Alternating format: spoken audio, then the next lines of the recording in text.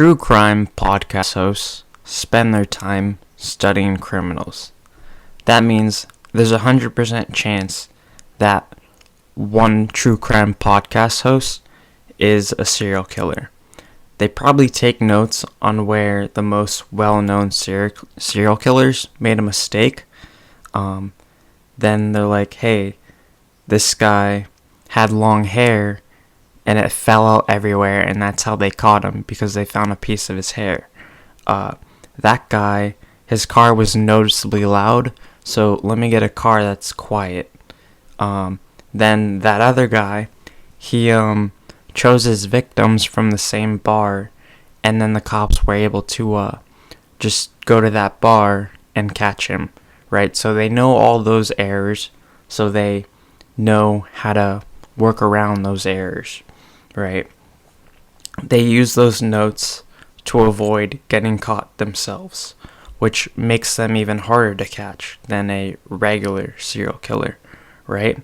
So how do you catch a serial killing podcast host? Great question. You can't follow them because they know to watch out for people following them.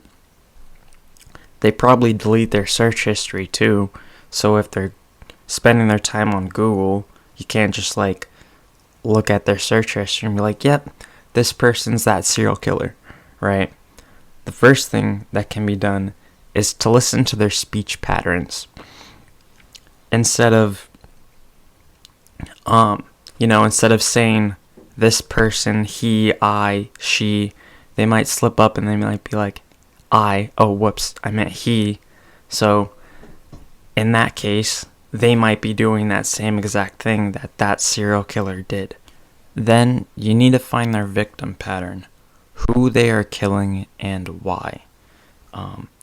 If you find that out, instead of following them and trying to catch up with them, you're ahead of them, so you can catch them before they kill someone and then arrest someone. Because, the world needs less serial killing podcast hosts, right? And then once they're caught, they have their trial, they go to prison, they have all this material, and they can start their own podcast series about themselves, and it will be the most detailed podcast series about serial killers, because the host is giving a first-hand experience of being the serial killer.